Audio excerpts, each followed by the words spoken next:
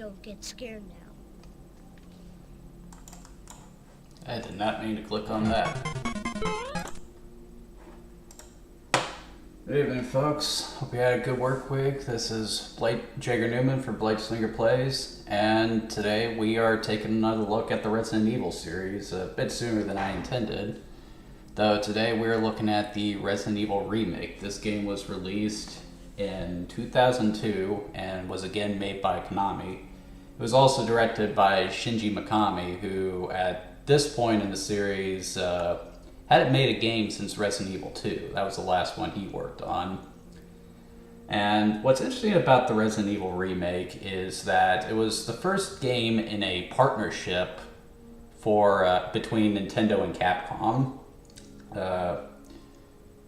One of the issues Nintendo ran into with the Nintendo 64 was that most of what came out for it was, more kid-friendly, I guess you could say, than what was available on the PlayStation. Though there were some adult games like Turok Dinosaur Hunter and Doom 64. When you think of games on the N64, the first stuff you think of is Mario 64, Banjo-Kazooie, Diddy Kong Racing. Pretty far removed from Resident Evil.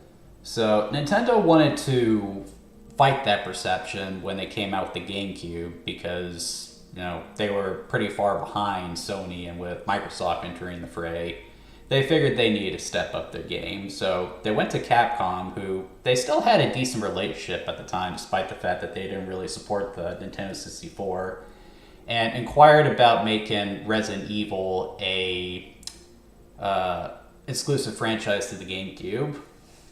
Capcom agreed, and so they started making games exclusively for the GameCube. And the first game they made was the Resident Evil Remake. When this game came out, it got really good reviews. It was a huge improvement on the original game. The technology was incredible. It was actually scary, and it sold decently well too. But it sold a lot less than what Capcom was making, and the reason for that is obvious.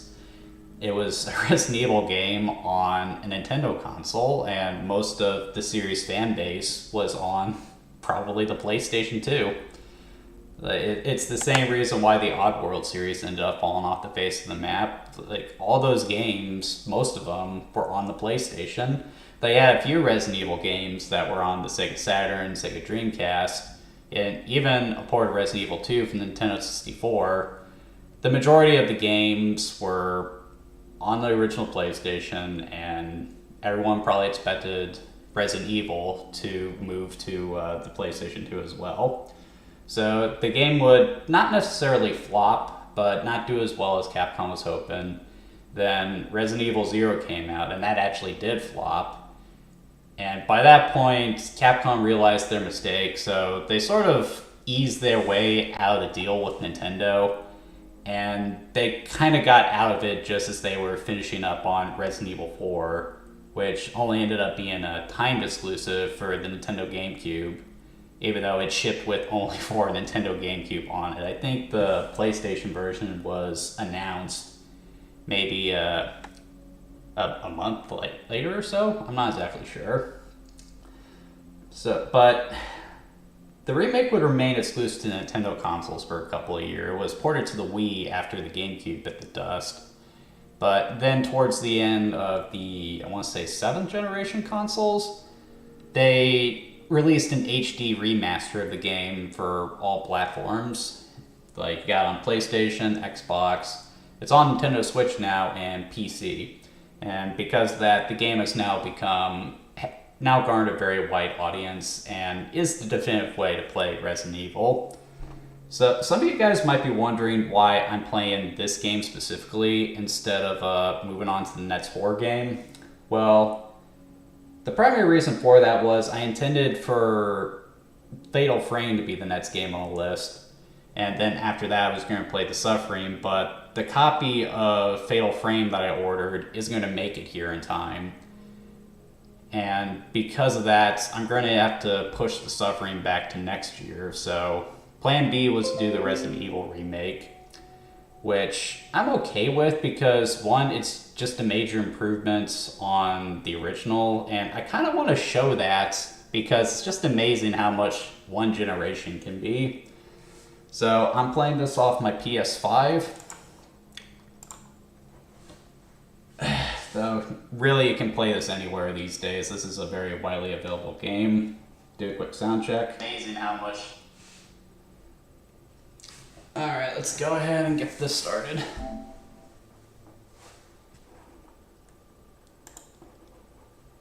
Shame Capcom doesn't do that animated logo anymore.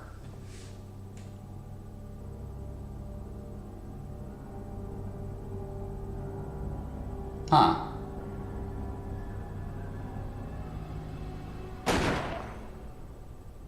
Well, whoever was holding that camera just gave a great big nope. Okay, so I'm not terribly fond of this new logo. The background with the eye looking through the peephole, that's creepy, but the logo, it just doesn't have the same impacts that the bright red, bold logo of the original had. But don't take that as a sign of things to come. That was just a poor choice on their part. And of course it has to load for some reason, doing that, syncing everything up.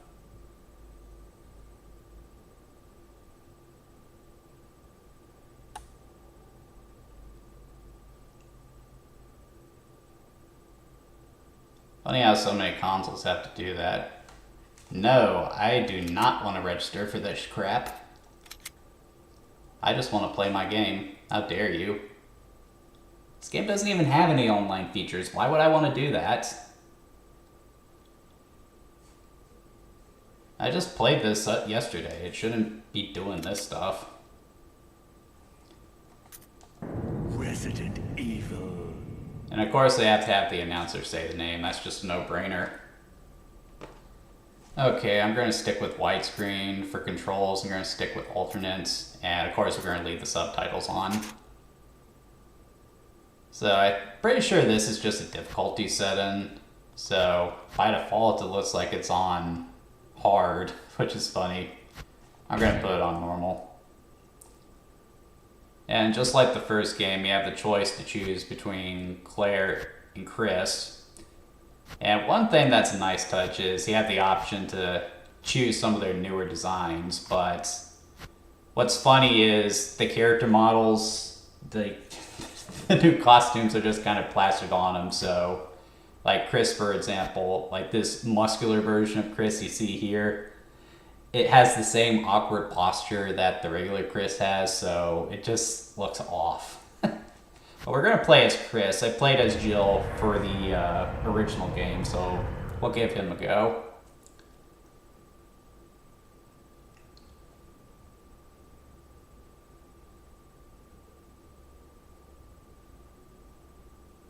Due date.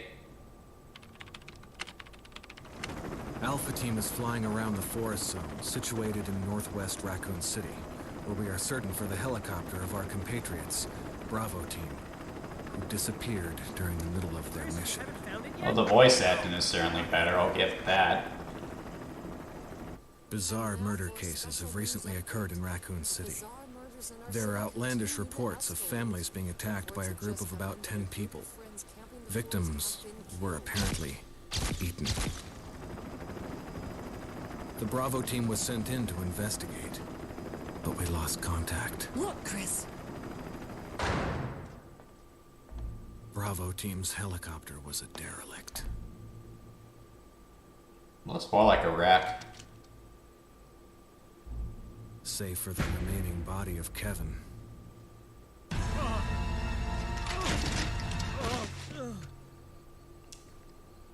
Aren't you guys supposed to be military commando? Shouldn't you have seen worse than this? And it turned into a nightmare. It's also good that this CGI cutscene as opposed to the live action one. One, because it better represents the gameplay itself. Therefore, there's not a connection there. And it just looks better. And they know now they don't have to censor it like they did with the original game. With the release of the 6th generation consoles, like, that's when video games kind of threw off the shackles of everything being for kids. So games could be as violent as they wanted, despite what social justice warriors would have you believe.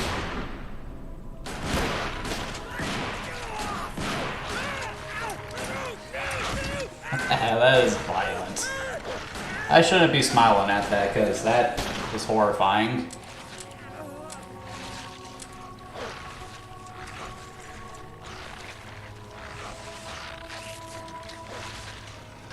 That is violent. I shouldn't be smiling at. Those dogs look grotesque, don't they? You couldn't really get a good look at them in the PS1 game. The animation's a little stiff, but still, I would call this a marked improvement. Not sure what's up with Jill's shoulder pads, though. Hey, Brad! Where the hell's he going? Away.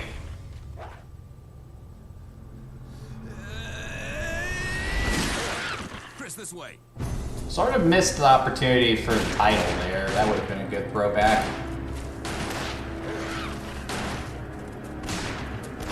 Damn it! Make for that mansion!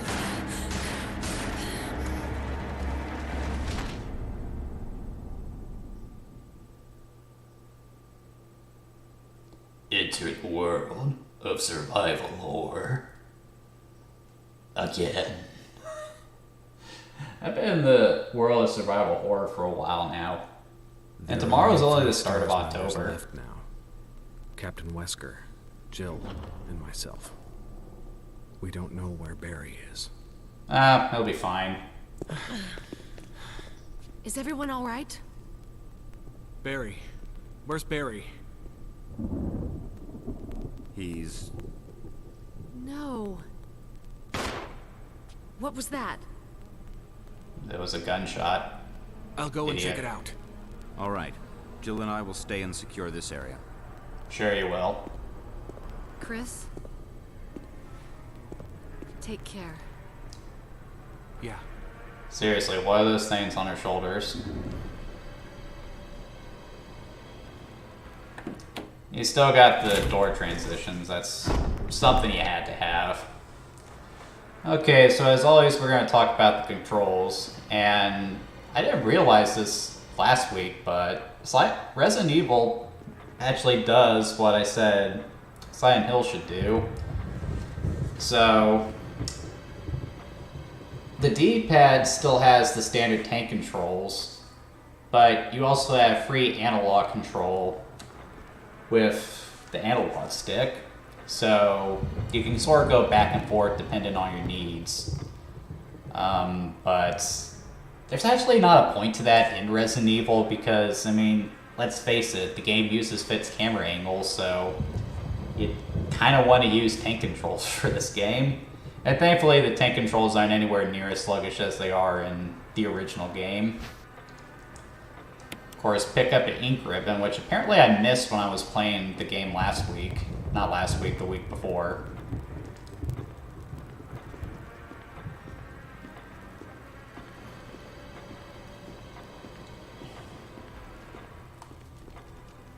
And looking at this game, you can definitely tell they've overhauled the graphics big time.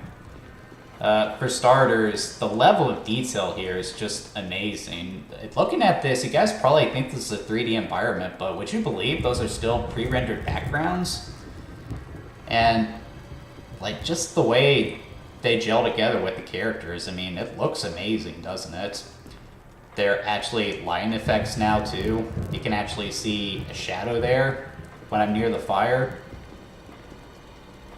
The detail between the character models and the backgrounds is closer too, so yeah, this looks really good. If you have to do the pre-rendered backgrounds and stuff, this is the standard in my opinion. And of course, we're going to go through the door.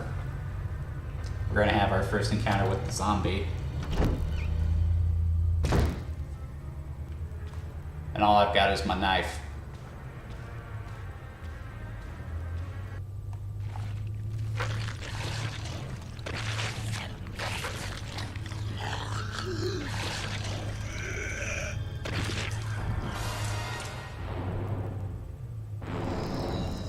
And that is far.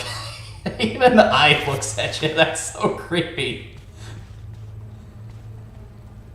Thankfully, this one doesn't chase you into the dining hall. But Barry isn't here to blow its brains out either, so I guess we'll just run back to the main hall. See if Jill and Wesker are there. And they're not. Wesker? Jill? Why am I talking about this like I haven't played this game before? Where did they go? If I had to guess, they must be somewhere on planet Earth.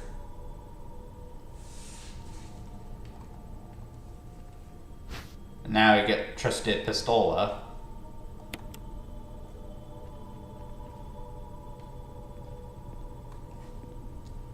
And look at that, there's even a reflection on the ground there.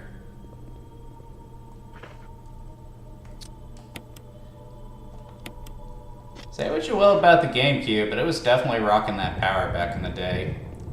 The main issue the GameCube had was mostly memory capacity.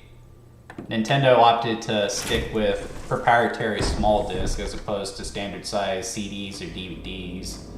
Mostly an effort to fight off piracy. And that just kind of bit them in the ass.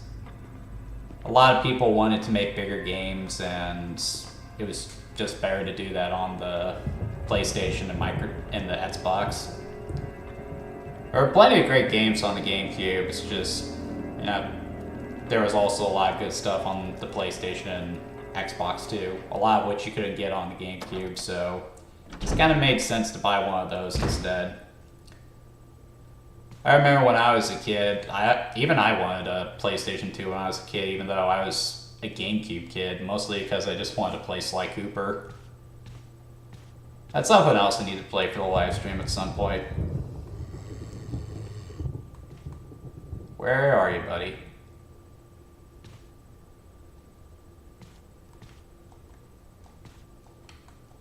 The corpse of your comrade Kenneth. Looks like he's holding something. It's the film that belonged to Kenneth. I need a video player to see what's recorded on it. So we need to find a VCR. Haven't seen one of those in forever. I wonder where that zombie got off to.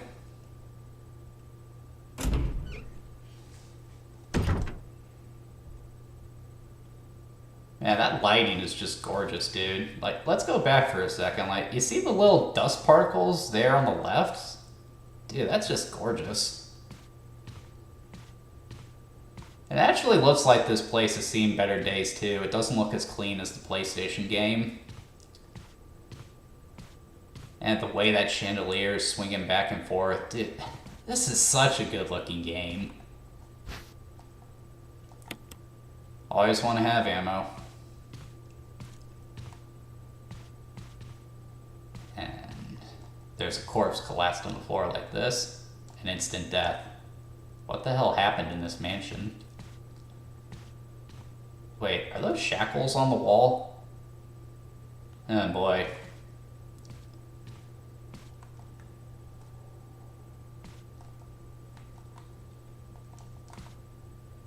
It's also a lot easier to see stuff in the environments than there was in the original game too. One, because the lighting is better, and most items that are interactable have like this pulsating sheen to them, which does look a little hokey, but for the sake of gameplay, I appreciate that. Another good solution to that problem is in Silent Hill, where if there's something you can interact with, your character will turn their head to look at it, which naturally draws your attention. Really good design there too. I thought about playing Silent Hill 2 for the stream this year too, but I decided I'm going to save that for when the remake eventually comes out. I really hope they don't screw that up.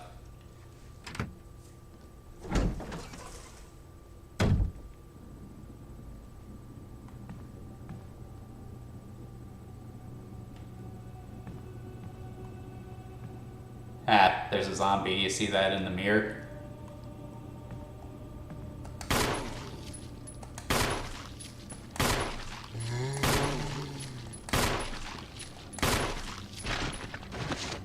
Yeah, so just like in the original game, Chris, I guess, isn't as good a shot as Jill, so his guns don't do as much damage. And he also only has the 6 inventory slots, which means that he can only carry so much. I remember when I was taking notes for this game while I was playing last night, I accidentally clogged up my inventory earlier than I intended to, and that kind of left me without ammo, which is frustrating. Chris can take more damage, but I would definitely take greater damage output and inventory spaces over that, because you're trying to avoid taking damage in the first place anyway.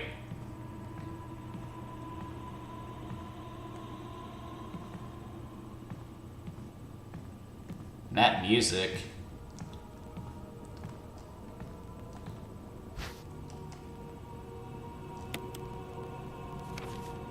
Yeah.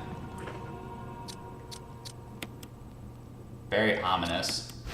Alright, examine this thing.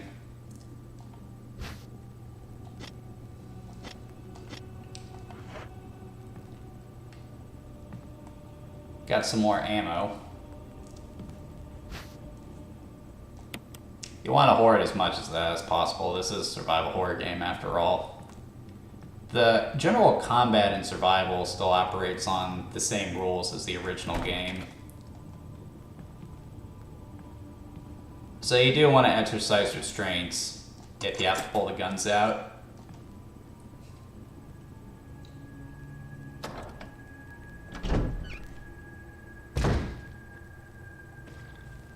And of course there is a zombie over there. So when I was playing the original game, I talked about choosing your fights, and this is a good example of an instance where you don't want to take out an enemy. So it's very easy to outrun the zombies because they just lumber like that, so I can just move away from him and he won't be able to get me. And because this balcony here makes a circuit, it's very easy to just get around this guy. And we're gonna push this over though.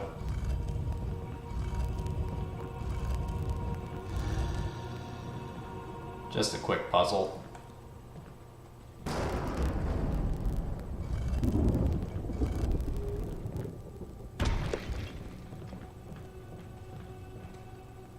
Yeah, it's very easy to avoid the zombies if you got room to move around like this. Makes me think of the scene in Zombieland 2 where they're talking about the different zombies that they've encountered. Some of them are just so easy to circumvent that they don't even try. They call them homers. A dagger. So one mechanic that the remake does introduce are defensive items. So if a zombie gets a hold of you and you happen to be facing it when it happens, you can use a defensive item to get the zombie off of you without taking any damage, which is really helpful. It adds another layer to the survival aspect of the game, and you even have the option to, do it manually. You can set it so you gotta push the L button when it happens in order to trigger it. Though I would just set it to automatic because, it's just another unit of health as far as I'm concerned. It's a good mechanic, and I'm glad they brought it for Resident Evil 2 as well. The Resident Evil 2 remake, at least. And these pre-rendered backgrounds are incredible. You can't make anything out through the darkness and fog.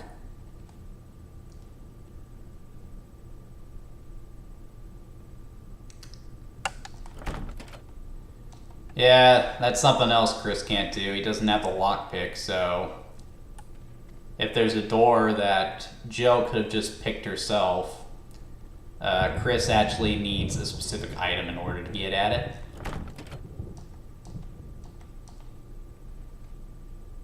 That does sort of limit where you can go at first, but that does make the campaigns different enough. Now, what do we have here?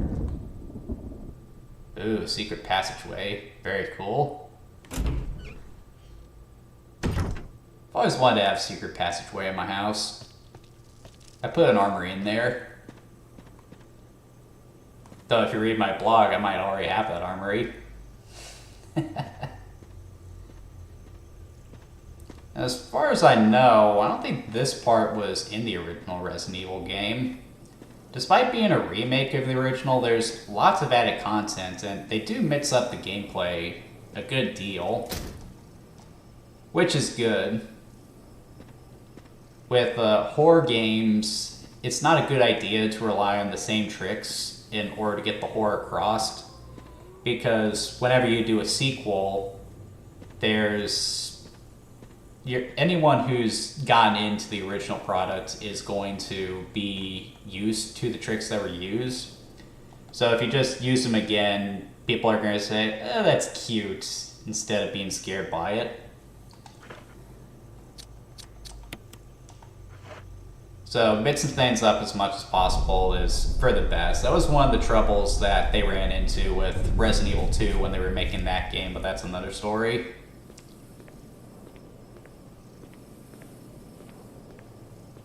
Yeah, headed down into a crypt in a zombie-infested mansion. What could possibly go wrong here?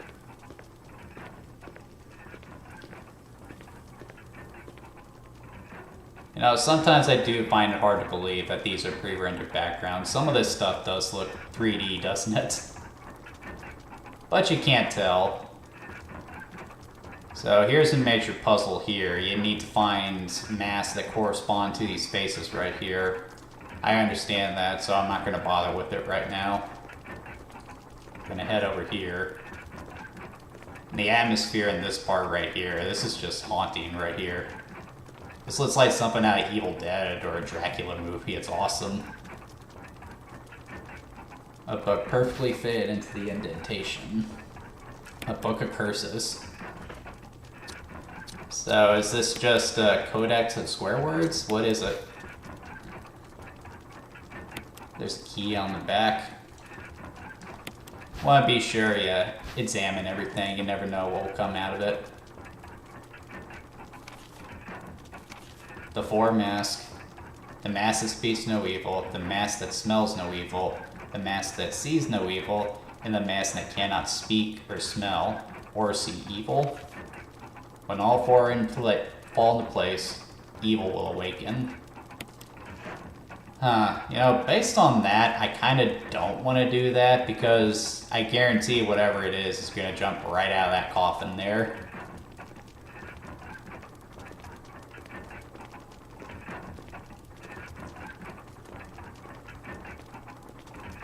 Man, the ambience here is just fantastic. Like, I know I keep harping on that, but the presentation here is just leaps and bounds over the original Resident Evil.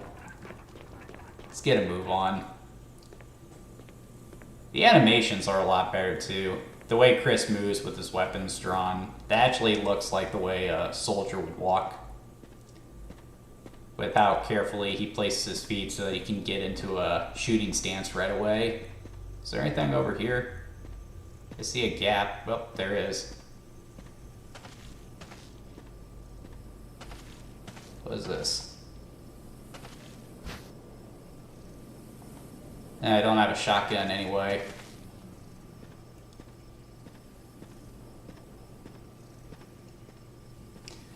Well, nothing more out here, so let's just head back inside. And then dogs are still out there. You ever read Hank the Cowdog? Remember the old coyote song? Be just a worthless coyote, howling at the moon. I swear I'm 5.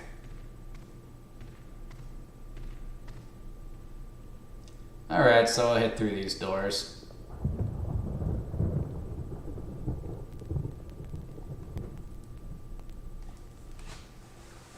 That almost looks like a gestalt right there.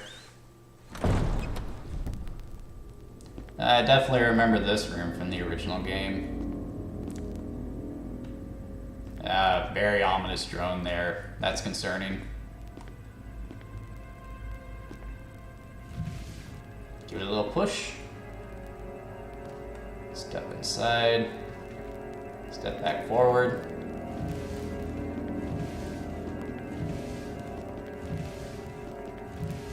Put your back into it, Chief.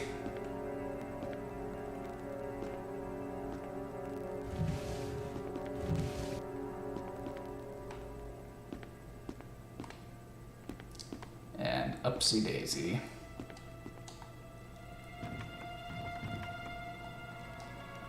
There's a map mansion, floor F. That's something else that they added that's an improvement on the original game. They actually have a dedicated button for your map screen now.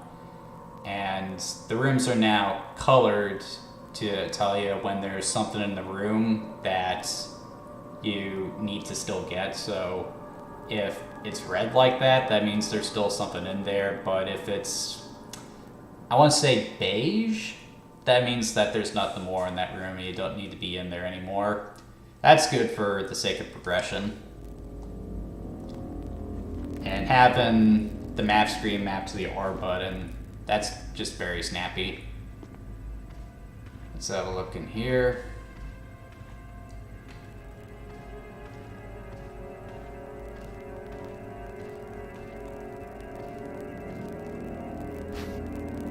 Another dagger. Nothing else in here.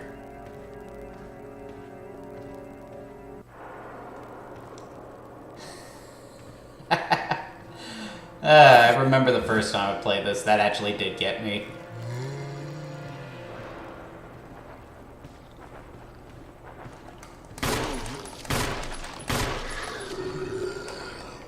Okay, so he's got me. I had a dagger on me, which I could drive into his face like that. And now he's dead. Or is he? Yeah, there's blood. Why you can't just take the dagger out of his skull, I don't know, and use it again, that's beyond me, but it would be weird if you could just do that every single time. So it's probably for the best that it's a one-shot thing.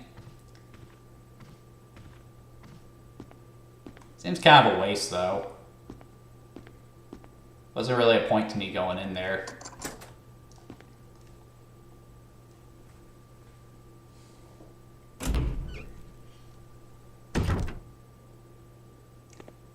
Oh, I remember this room. Better get ready to run. Ha! Didn't get through this time. So, like I said, when you're making a horror game, you want to be sure you're constantly subverting expectations if it's a sequel, and that's a good example of them doing that. That makes you jump, but then you realize they're not coming through this time. That's good. That was the most famous jump scare in the original Resident Evil, so doing that was a good call.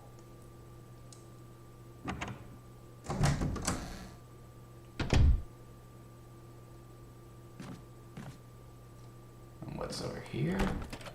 It's locked. See, that's one of the doors that Jill could have picked, but I need an item in order to do it. If I remember correctly, this was that bathroom that didn't serve a purpose in the original game.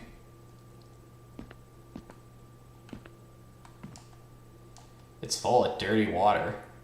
Remove the plug? If I must.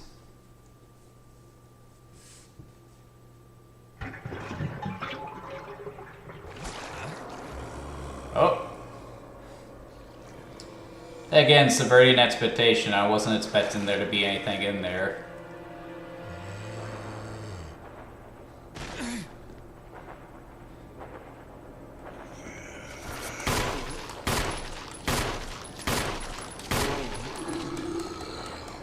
Off. Hey, Jen. Pretty sure he's not down for the count yet. I think I need to reload. Nah, he's down for the count. So what's in that bathtub? Okay, so remember I said Chris needs a certain item to unlock doors. He's got stuff like that, which can pick that door we just were at. But it's a one-time thing, so you need to have a steady supply of those if you want to get through doors like Jill can. Wait, is there anything in the toilet? Doesn't look like it's been serviced in a while.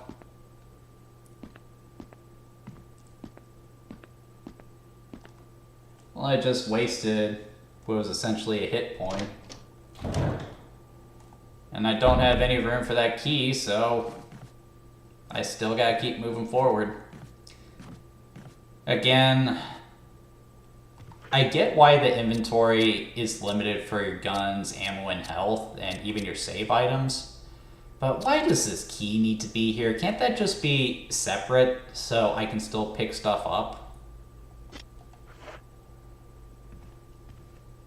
All that does is just make for a lot of needless backtracking. Wait, is that the bathroom again?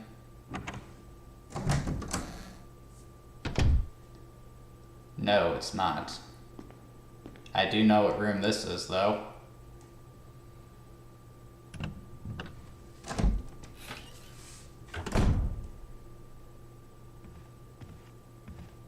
Ooh, another dagger. Definitely need that.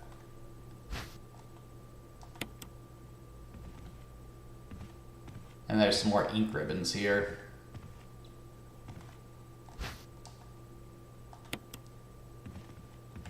And of course, we got a shotgun here, which I can't carry, even if that key wasn't taking up space. Definitely need to find a safe room so I can unload the ink ribbons and that knife. Because Lord knows I don't need that knife. Again, it's Resident Evil, so you want to keep enemies as far away from you as possible. Plus, if I took that shotgun anyway, it was set off a trap, and I don't have Barry to bail me out.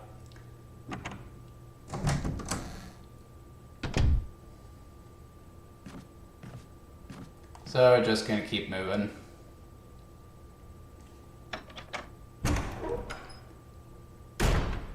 A lot of double doors in this place. What purpose does that serve?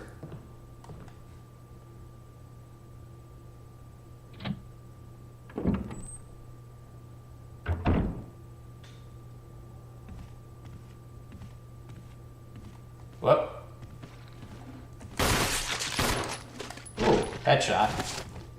So yeah, if you blow a zombie's head off like that, that's a critical hit. Whether or not you get that is the roll of the numbers though, so don't get too excited. You can't even do that consistently with the shotgun in this game anymore. I don't know why they took that out. That was why you wanted the shotgun in your inventory, because that was just a good consistent way to kill zombies fast. Without it, the shotgun is just a more powerful weapon. And I just realized I can't carry that either.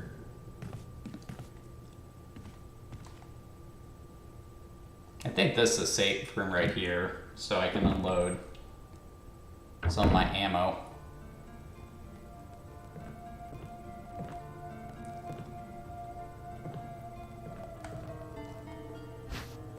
Okay, so get my magazine. Might as well save while I'm here.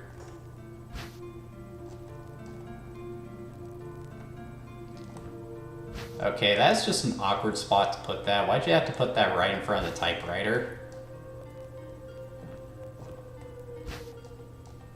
God, that's annoying. I'll clear out my inventory first.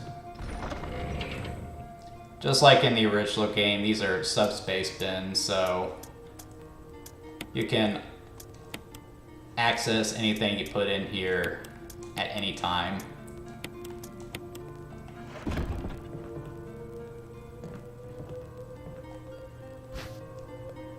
Okay, so now I can pick that up.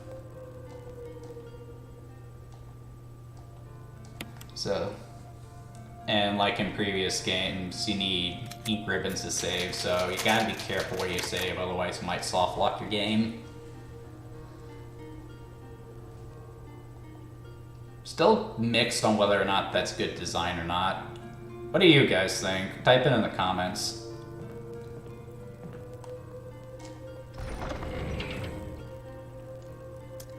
And now I'll ditch the ink ribbons because I only save when I'm in save rooms. So you may have noticed this right here. I need to pick this up too. So the fuel canteen. Now, what purpose does that serve? Well, that brings us to another mechanic in the Resident Evil Remake. So you may notice that when you kill a zombie, their corpse doesn't disappear. And the reason for that is if you leave them for too long, there's a chance they could actually get back up and turn into what's called a Crimson Head, which are fast-moving and very dangerous zombies that can really wreck your day if you're not careful. So if you want to prevent that from happening, you need to go around torching the corpses. However, whenever I play this game, I usually don't even bother with that because I have no idea what it is, but every time I go to torch a corpse, that is when they decide to turn to a Crimson Head. So I just don't even bother with that. I'm sure it's different on higher difficulties, but I just don't see the point in it. The Crimson Heads are great in concept, just, you know, let me burn the corpses so I can get something out of the mechanic. Anyway, I think I'm good.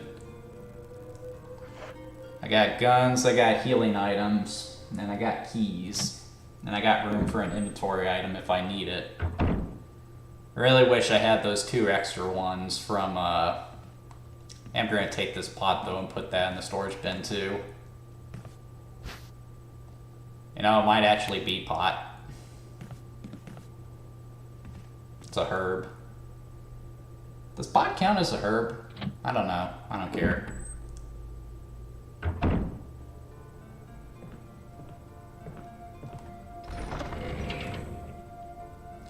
I do like the music that plays in the safe rooms too.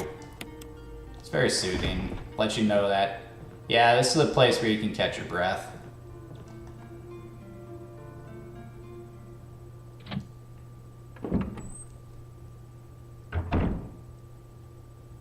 Now we're gonna head upstairs. Now that zombie, the head I blew off, that one disappeared. Which is a good thing when the head does blow off, because that is a zombie you don't have to worry about anymore. That rule really only applies if the zombie's head is still intact. I hear you, but I don't see you.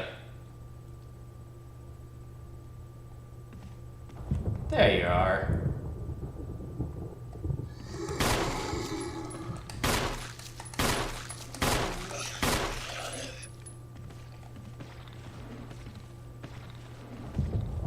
Do a quick turnaround. I forgot you could do that in this game.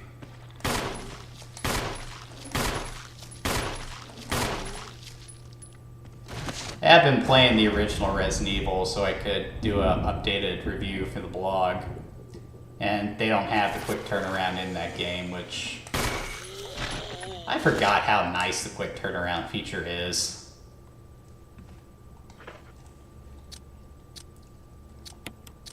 Reload my weapons. And I can see the pool of blood now, so I don't have to constantly guess if the zombie is dead or not.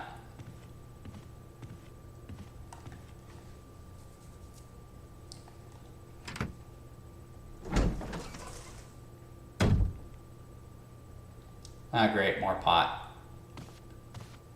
Fortunately, I don't think I've taken any damage yet, so I don't even need to pick that up. It's an unlit fireplace.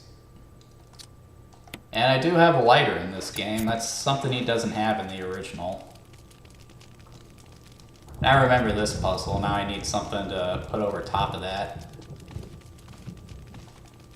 Can't remember what, though. Can't go that way, though. So, back the way we came. I do like that there's a thunderstorm raging outside. That adds to the atmosphere. Especially when you see a clap of thunder light everything up. presentation here is just leaps and bounds better than the original game. I love it. Did I try to open this door? Of course not.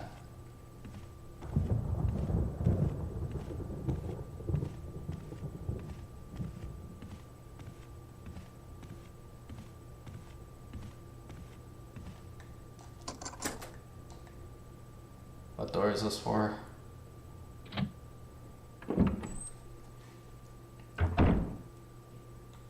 Ah, here's what I was looking for.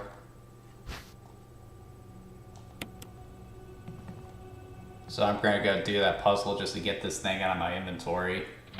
Plus I get the sense there's something sinister in there. I heard the music jump up.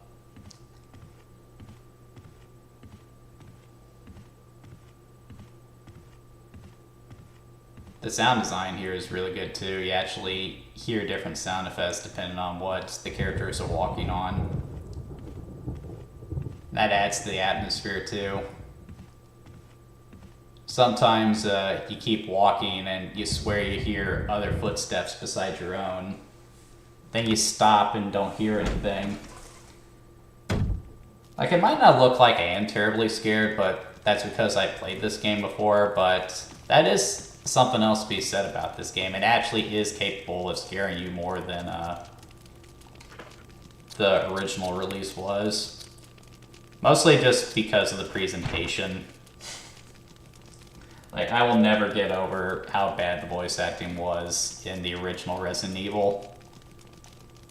I don't know how they shipped that and thought it was okay. So, fun way to get a map. And now I got another slot in my inventory, so we can move on again.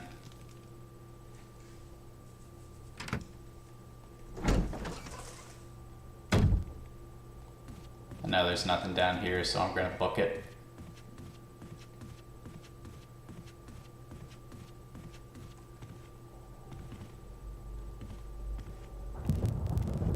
Alright. What's beyond this door? Well, I know what's beyond this door. I've already been in here.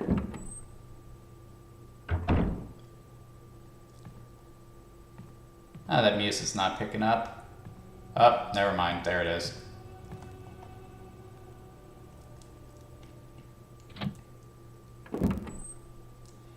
Really is amazing how fast time flies when you're having fun. We're already 12 minutes to the end of the stream. What do we got here? A dog whistle. I don't know if I want that yet. No, I might as well take it.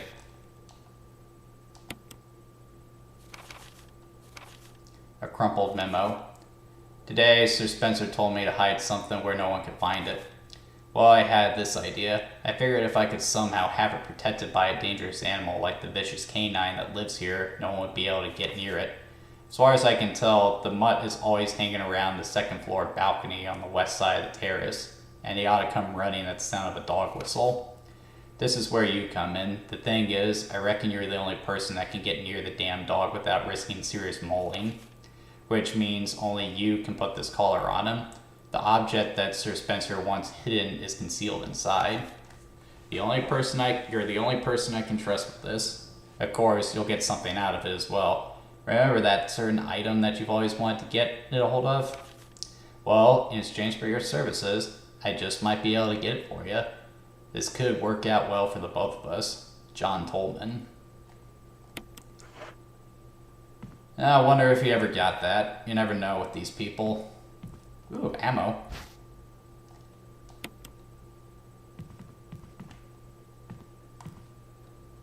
Pretty well stocked, feeling kind of comfortable. Can I pick up this book? Botany, uses of medical herbs. I know this.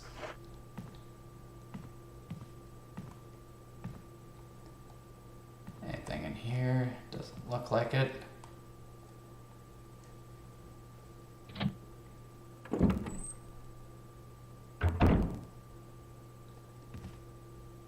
Oh, it took me back out here. Okay, why is that door only one way? What's the purpose of that?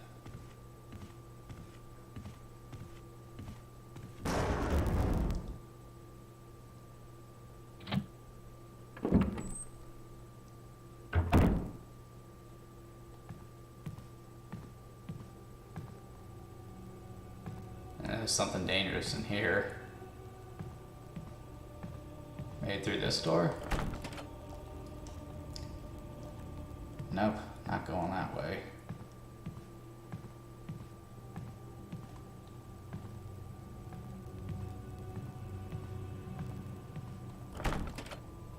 Sometimes you can tell it's pre-rendered if you look at it up close. That's very clearly pre-rendered right there.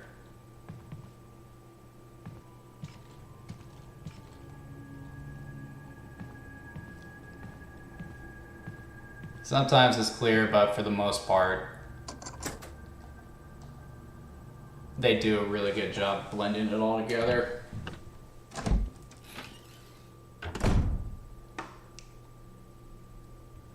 Back up here again. I guess I'll head back. Oh wait, I need to head downstairs. There was something...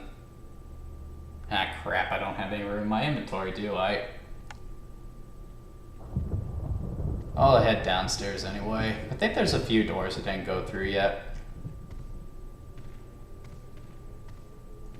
That's just kind of the fun of these Resident Evil games. Just, you loop around, think about where you need to go, and then you just go. Just good pacing.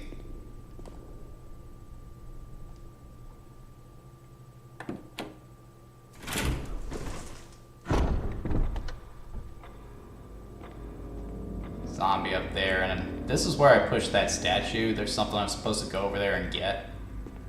But I don't have any room in my inventory right now, so there's no point in me doing that. Maybe there's a safe room nearby that I can go to unload some stuff.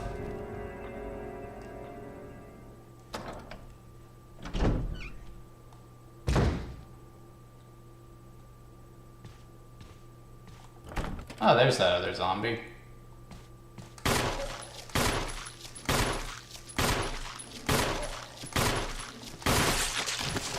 Ha! Critical! It's always fun when the heads pop up. The combat in this game is still very shallow. All it is still just retreating to what you think is a safe distance and just firing your gun. But in that regard, it could be worse.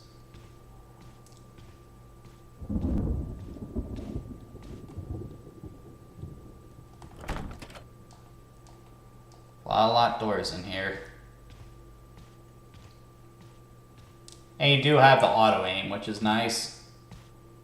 That's something that they always insisted on you not having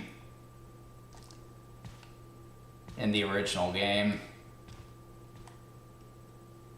Head down into the basement. What could possibly go wrong?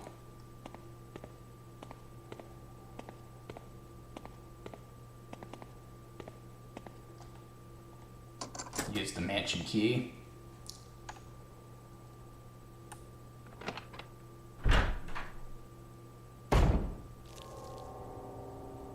Oh, this looks inviting.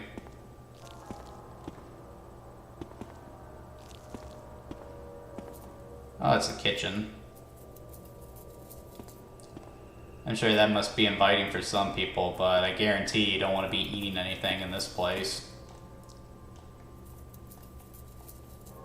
There's something on the table there. Pick it up, you idiot.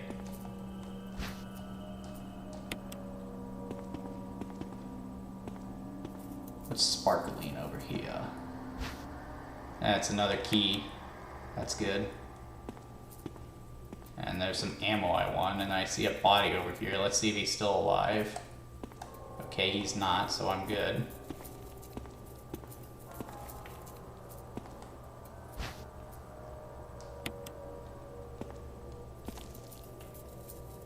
I get the sense that someone was cooking up a meal in here, but then just suddenly stopped. Again, that's just part of the appeal of Resident Evil, coming to this horrible place and just piecing together what the hell happened. What's in here? Is this guy alive? Doesn't look like it.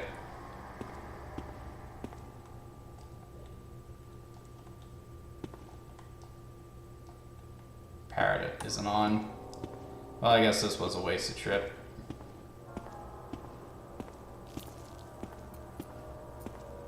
Guess we'll go back out. I was hoping for a save room, that's what I needed, really. Anything in here? No, I can't open that.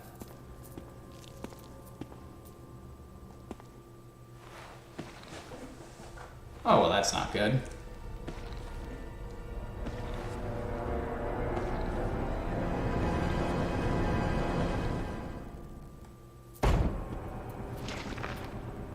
Oh, crapola.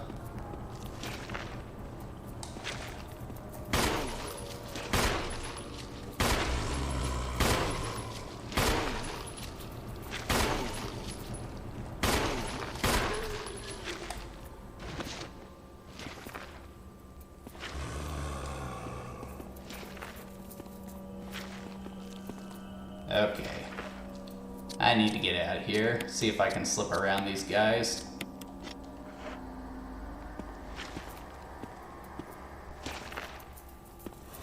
Looks clear. See it, boys. 3 zombies down there and only had to take one of them out. That is how you do a good job in Resident Evil. Just gotta think smart. Yeah, I'm sure there are a few people who are watching this and saying, you don't know what you're doing, dude. You need to do this, you need to do that. You know, speedrunners who have played this game so many times that they know it inside and out. I'm not one of those speedrunners. I've only maybe finished this once in my lifetime. But I'm just talking about the mechanics, not what you need to do to play it really, really, really well. Really just the basic stuff that you need to get by, that's what I talk about. I think there were a few doors I couldn't open up this way, so maybe I can open up something with the key in the next 3 minutes. Yeah, we're coming up on the end of the stream.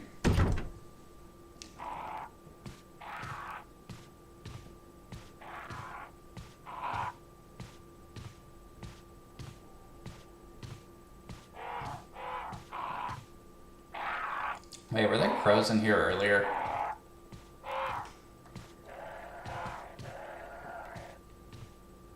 Needs to clear those. Very ominous. How's that Edgar Allan Poe poem go? Said the raven nevermore.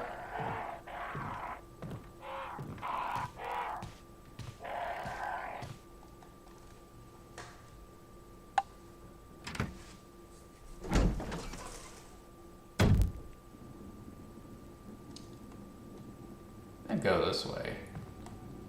Wait, is that zombie still alive? Doesn't look like it. Oh wait, no, was it forward that I didn't go?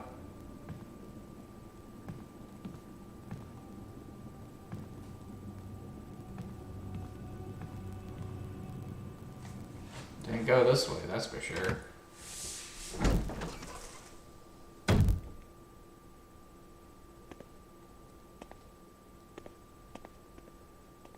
Oh, well, that's a booby trap if I ever done saw one. Stick to the sides in case there's pressure plates.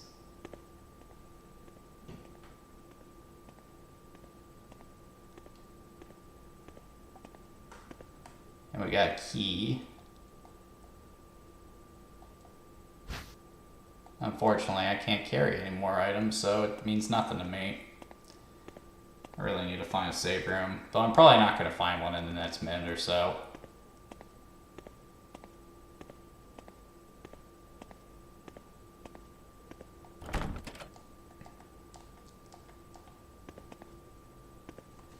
I think that's a good place to call it. Okay, so the Resident Evil Remake, it has still aged, and I only say that because it still uses fixed camera angles and tank controls. Other than that, this game has aged beautifully.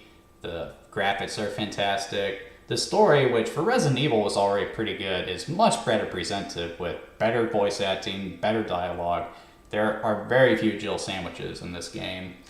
The gameplay has been polished to a mere gleam. They add some interesting new mechanics with the defensive items and the Crimson Heads. The atmosphere is better, this game can actually scare you, and it's got plenty of extra content too. Like all the cool New Game Plus stuff you had in the original Resident Evil, that's here too. And more importantly, this game is just widely available. You can get this on any console, your PS5, your Xbox Series X, whatever that console is now. It's on Nintendo Switch, it's on PlayStation. So as I said in the Resident Evil video, if you want to play the original Resident Evil, if you want to experience it, this is the game to play. And I can't recommend it enough. I'd be sure to post my review of it. It's still pretty recently to the description. I haven't been doing that with my other videos. I need to be more consistent about that.